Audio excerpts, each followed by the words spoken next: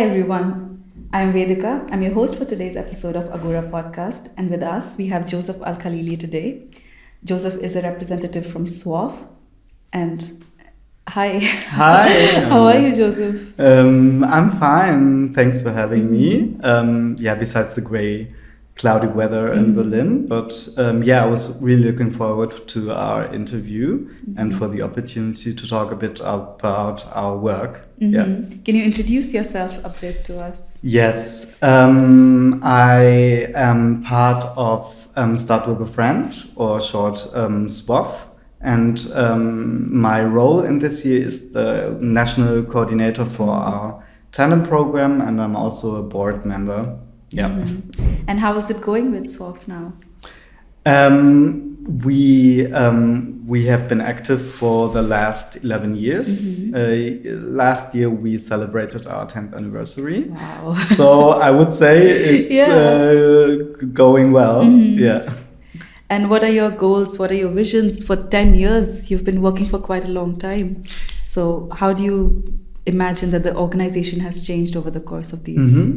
It's a long period of time, and we have definitely developed and changed. It was originally founded in 2014 in Berlin, and at a time where many people had to flee to Germany. And some people came together and said, okay, what we want to do is try to bring people together to establish encounters between people who are quite new in Germany and people who live here for a longer period of time. So newcomers on one side and locals on the other side. And our aim is that we try to foster equal encounters and in the best situation that friendships grow out of that. Wow. So that's why we are called Start With A Friend. Yeah, it sounds so terrific because I moved to Berlin just about 6 months ago, and I was thinking about how being in this big city provides so much opportunity to meet new people, but at the same time there's so many challenges related to living in the city. There's challenge of mobility, there's challenge of time, there's so much to do, so little time, stuff like that. So within these challenges, how do you make sure that these friendships that you're trying to build are sustainable, they're long term?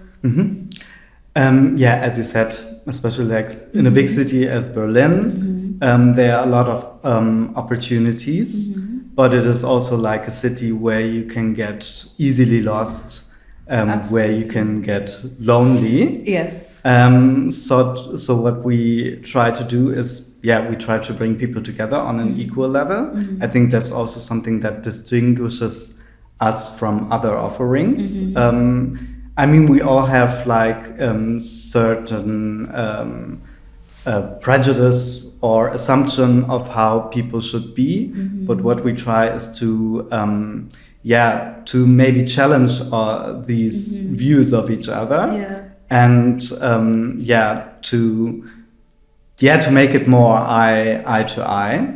And we have a lot of things where we how we try to secure that it is on an equal level. For example, we all of our tandems are accompanied by local people who have a mini job, and we also have a lot of offerings, for example, like educational workshops, where we try to provide information about topics like anti-racism, anti-Semitism, or we also have like workshops for critical whiteness, for allyship, and also like empowerment spaces where people with own experience of discrimination can come together and exchange.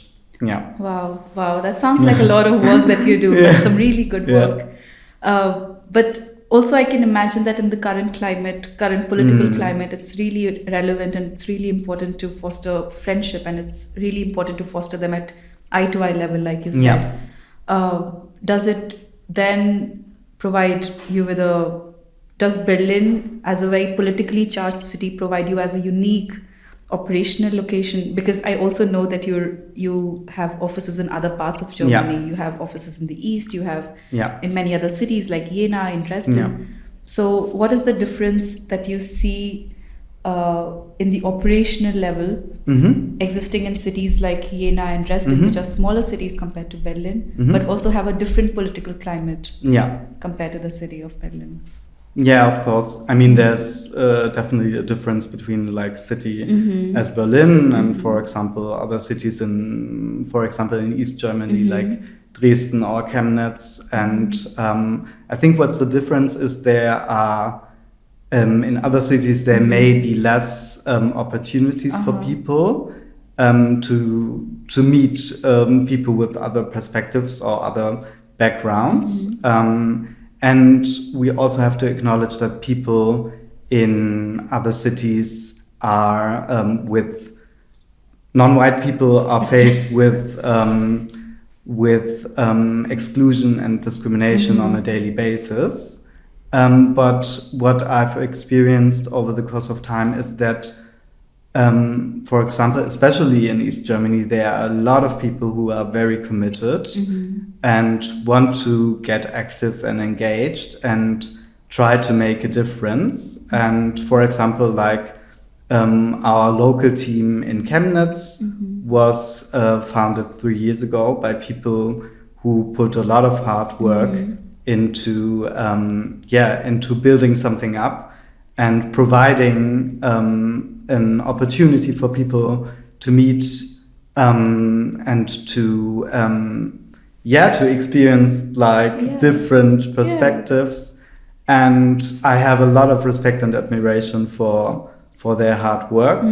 And we also try to keep in touch with other organizations, local organizations, to build up networks, because at a time like that, it's even more important to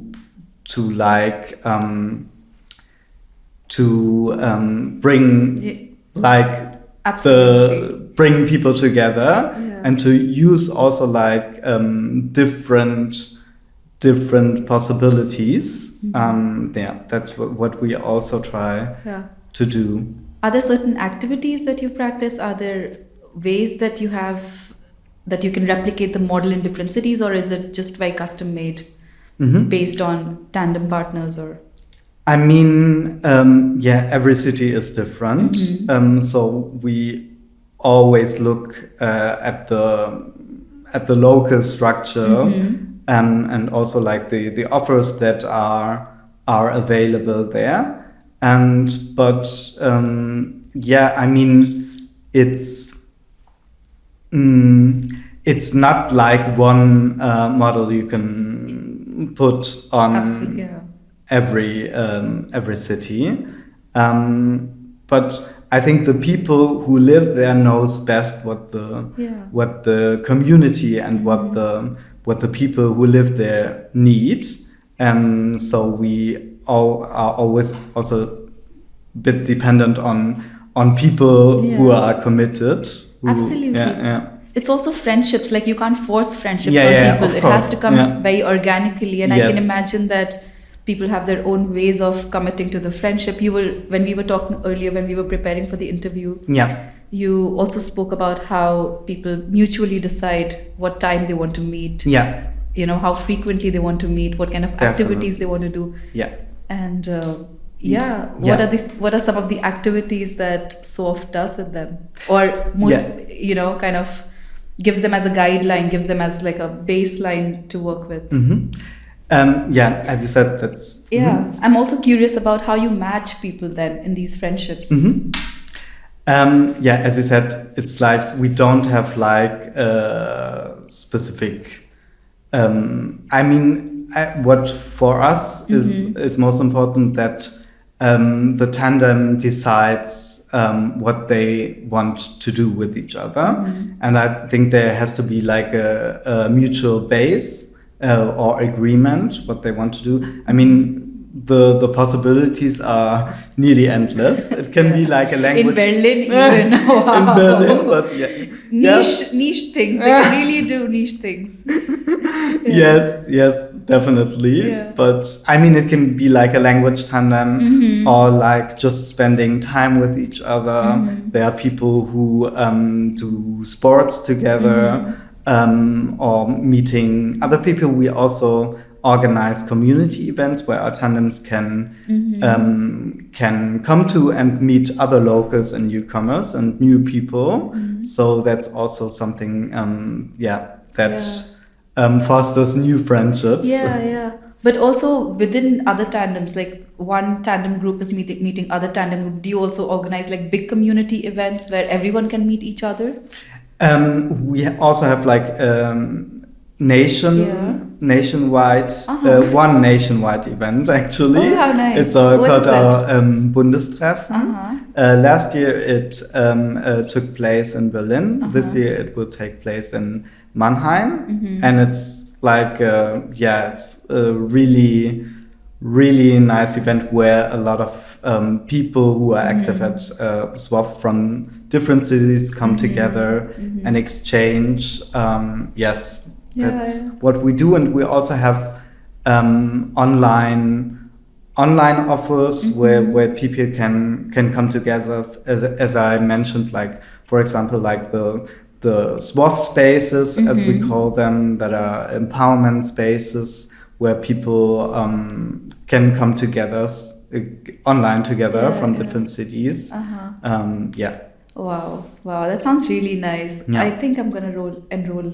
Yes, as a SwaF member and find. I don't know though. I don't know whether I should enroll as a local or if I should come in as a newcomer. Because I'm a newcomer in Berlin, but I've been here for 4 years in Germany. So yes, and I also have to say that like the category local doesn't mean that you have to be German or that you were born here. We especially try to promote like the engagement on the local side of people who have own escape experience or migrational history. Have there been people who've come in as newcomer and then moved on to host people? Like, are there situations like that? Definitely, there are a lot of stories like that. That's also very heartwarming to see that one started off as a newcomer, then became a local, and at some point even has a mini job at SwaF or works at the Bundesteam, we call it, like the people who try to provide the structure and coordinate our different local activities. And I imagine they know so much because they've been through every step of the organization. So they really can bring in a lot of experience. Yes, definitely. And they also know best what people who are new in a country where they don't know the structure, the system, and where you are probably faced with learning a new language, and you simultaneously have to cope with experiences you have during your escape. But is it only people who come in as refugees, or is it also for migrants who come in with various backgrounds? I mean, what kind of demographic? I'm trying to understand what kind of demographics you have in SwaF. Yes, I mean, in 2014, when it was founded, it was at a time where many refugees came to Germany, and the idea was that we try to increase participation of refugees, but also migrants. And I think in the course of time, the demographic has changed. In the beginning, we had a lot of participants from Arabic-speaking countries. Right now, it is more diverse, I would say. We have people from East Asia, Afghanistan, Iran, Iraq, Ukraine. There are Turkish people, Kurdish people. So it became a lot more diverse on both sides, I would say, on the newcomer side, but also on the local side. That has definitely changed. And in the beginning, a lot more men have registered for our program. And right now, I would say it's balanced between men and women, which is also a very nice development. That's really nice. Are there also certain kind of work demographic that people are in, like work background or generally, or is it all encompassing? I mean, or students or I mean, there are a lot of students who participate in our programs, definitely, and I would say that we reach a lot more people with an academic background. I see. But we one of our aims is also trying to be open for everyone and to reach more people maybe without an academic background. And age-wise, I would also say, I mean, you have to be at least 18 to take part in our program. But it is also very diverse age-wise. So we have young people and for example, students. But we also have like older people who get engaged, which is also very, very nice. But do you also match the young people with older people? Because that would be a beautiful friendship, I can imagine as well. Yes, of course, there are examples for that as well.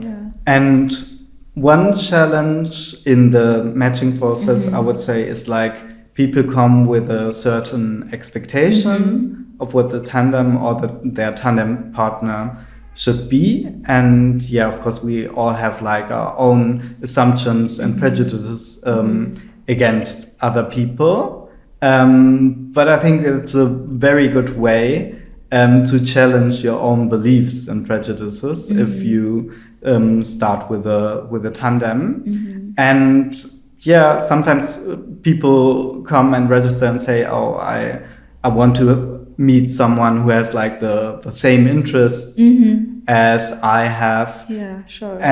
But some of the best friendships grow out of people who get matched and who at the first sight seem very different, but in the course of time they benefit from the experiences and the different perspectives of each other.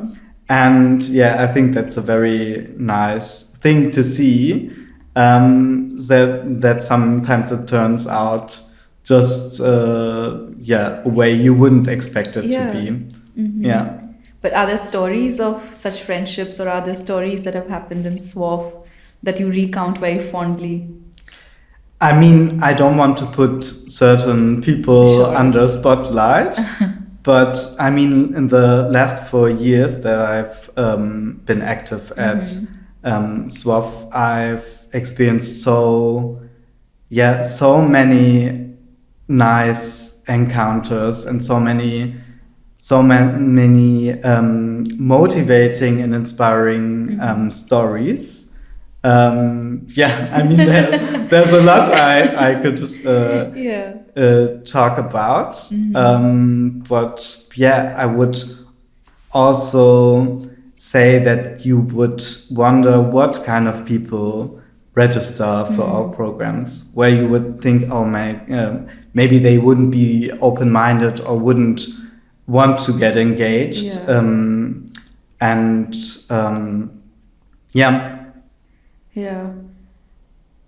how do you, because when I think of newcomers and when I think of locals, I imagine that there is a certain dynamic. I mean, for me as an outsider, I imagine that there might be a certain dynamic. And you said earlier that you try to make sure that it is at a very eye level. So then what kind of relationship or what kind of things do people bring to the table when they're coming in as SwaF, into SwaF?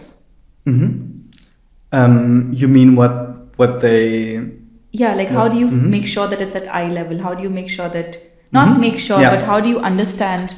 How do people understand that it's at eye level? And make sure that it's not one-sided, it's not, I mean, at first they are accompanied by people who are locally active, like for example, our mini jobbers, but also like the people who are engaged in the matching team. So our tenants get accompanied for a certain period of time where if any questions or problems may appear, they can turn to them and get support. I think we also try to secure that kind of eye level encounters through the language that we use. And of course we are very open for different people, and we also have to acknowledge that not all people have the same level of knowledge and experience. But how we try to secure that people maybe challenge their own beliefs and assumptions is that for example, we provide different educational workshops where they can participate and learn about things. We also have like a glossary, for example, to increase awareness for discriminatory language. For example, we also have a code of conduct where every participant has to agree upon. And we also have established an anti-discrimination and complaint counseling because we know there is no space that is without discrimination. Absolutely. And also at SwaF, discrimination can also happen. But we have different offers. We also have like a tandem counseling. If there's a conflict in the tandem, they can get support by social workers. I think there are many different levels where we try to establish this kind of eye-to-eye encounters. It sounds like a really solid system, and also creates a safe space for people who come from various backgrounds to make sure that they feel comfortable, to ensure that it's a very healthy, safe space for them to foster these friendships. Do you have a SwaF friend? Actually, no. In all of your 4 years of working. I mean, I have to say how I came to SwaF was during my last job. I was also coordinating a project here in Berlin, and it was during COVID. And I was actually looking for a way to get engaged. And before that, I didn't know of Start With A Friend. And I wanted to register. But then things came in between. And in the same year, I saw that they have a job offer. I see. So you went for the big fish. I went for the big fish. Yes. And I mean, my whole time at SwaF was full of encounters, and I also had to change challenge my own beliefs and assumptions of people. I mean, through SwaF, I would say there are some friendships that have grown out of this for me, but not out of a tandem. But also still so nice because you still get to make these friendships within these spaces within work, and it sounds like a really it's a very open idea of friendship. So it's not necessarily within the tandem, but also within the community, within your workspace, and all that. I think my one of my curiosities also to understand how do you envision SwaF in the future, because we know what it has done in the past. We've been speaking about it. But what is the SwaFtopy like? You know, I was looking at your website earlier and I saw a little section about SwaFtopy, and it was really, I was very curious about it. Can you talk a little bit about that? Yeah, definitely. SwaFtopy was the theme of our last year's Bundestreffen. And yeah, we exchanged ideas how our ideal future would look like.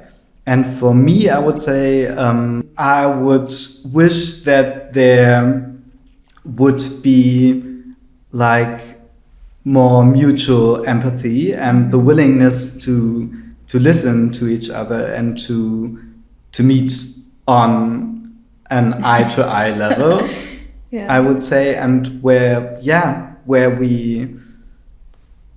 are open for other views on things that differ from our own. Yeah. And also, I think this multiplicity of ideas, the multiplicity of people, I think it's so important to have in our political and social environments.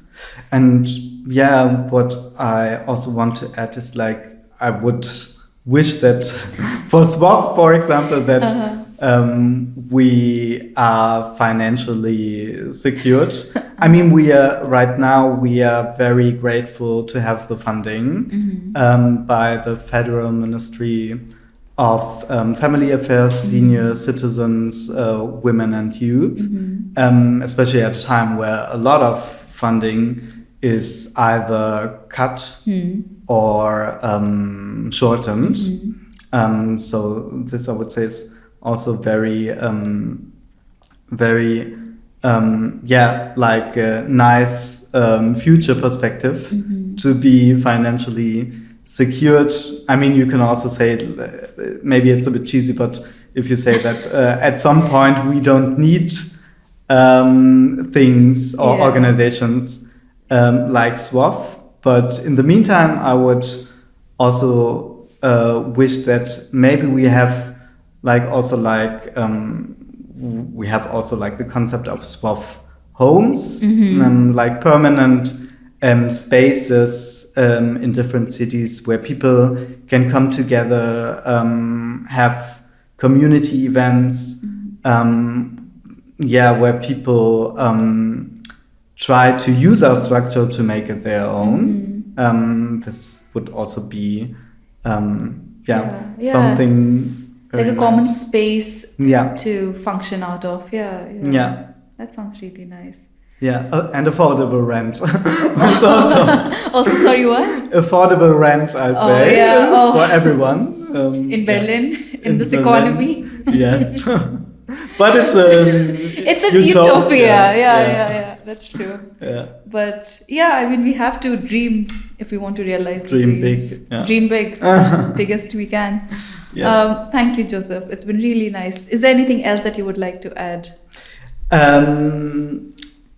Maybe I would add that, I mean, SwaF is a great way to become active and engaged.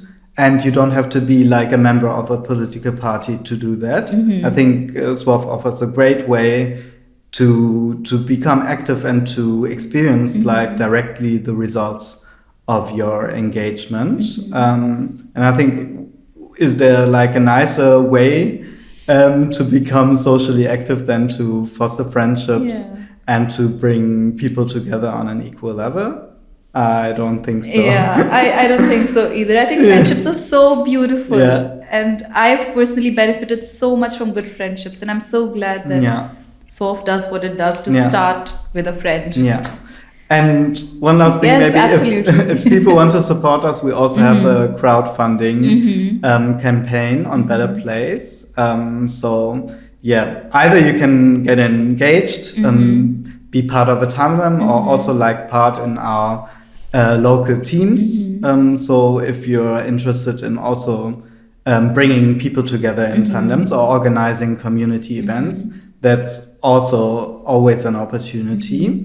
And other than that, you can support us via What is the crowdfunding. best way to reach out to SwaF or to support? Is it through website or?